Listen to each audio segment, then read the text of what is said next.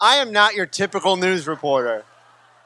That's me at the Cypress Cove Nudist Resort in Kissimmee. I got a little comfortable that day. For 5 years, I worked at the Orlando Sentinel, and I covered a little bit of everything here in Central Florida. But now, I'm the entertainment reporter at West Channel 2. As you can see, I haven't lost my flair for the news. Now, my job takes me all across the region, and it introduces me to some unique people. And I want to introduce you to some of my favorites tonight. This is Danny Bianchino.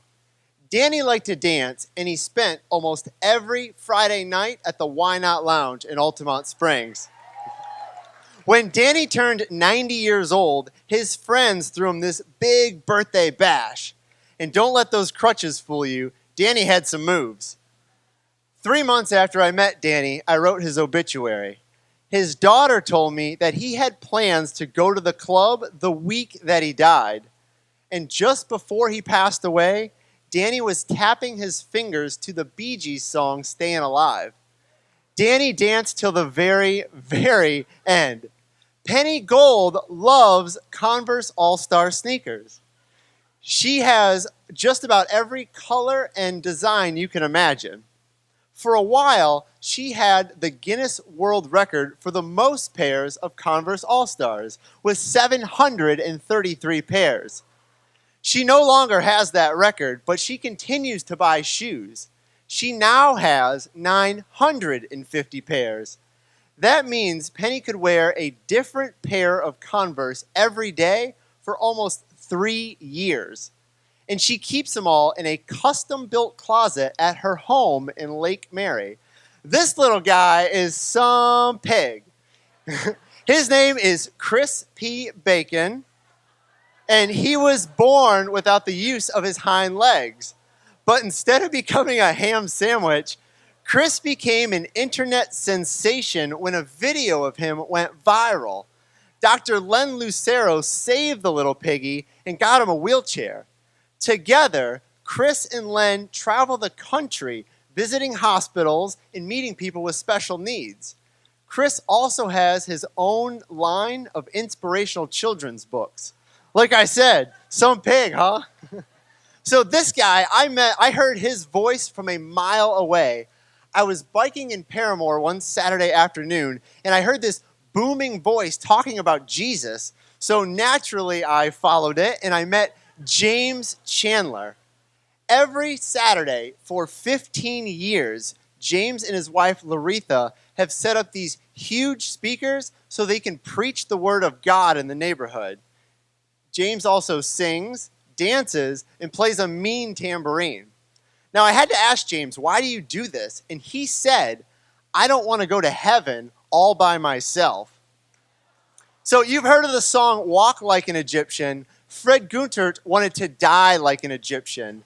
Fred spent 25 years building his own Egyptian coffin. He was a self-taught woodworker, and he built the coffin in his garage in Azalea Park. Fred estimated that he spent roughly $10,000 on his coffin before he died. And sure enough, in 2015, he died and he was buried in that coffin. He also had a mask of Osiris, the god of the afterlife, placed on his face. But here's the best part. Fred didn't even believe in an afterlife. Milton McKnight is a downtown Orlando icon. Milton has cerebral palsy, and he's been selling sodas on Orange Avenue for 20 years. He uses a wheelchair to get everywhere, and in 2012, he needed a new one, bad. And so his friends got together, launched a fundraiser, hoping to get $10,000. Instead, the community pitched in $20,000. Now, Milton is the most positive man you will ever meet. And on the day he got his chair, he told me that if you put love out, love will come back to you. So my job often takes me to some remote parts of Central Florida, and that's how I met George Van Horn. George owns Reptile World Serpentarium in St. Cloud. And if you've never been, it's the best $9 you will ever spend. Now, George has more than 50 snakes on display, and twice a day he does something called a venom show where he takes out their toxins and you get to watch.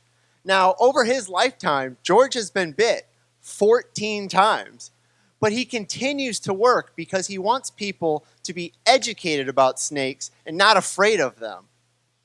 Jeff Sonkson does not like to be called an artist, but this is a man who has spent the last 5 years painting celebrity portraits on fences on the Seminole Wekiva Trail.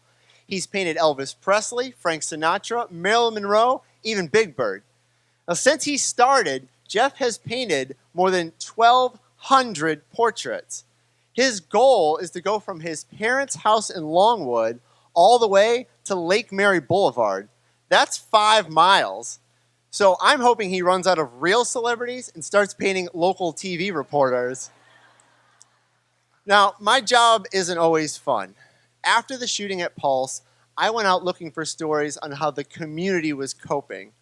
I found Exit Realty, and they were letting people paint signs to honor the victims of the shooting.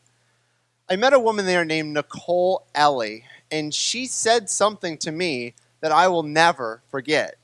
She said, "There is more love than hate in this world, and Orlando is strong, and we're going to get through this." After meeting so many amazing people who call this place home, I know she's right. Thank you.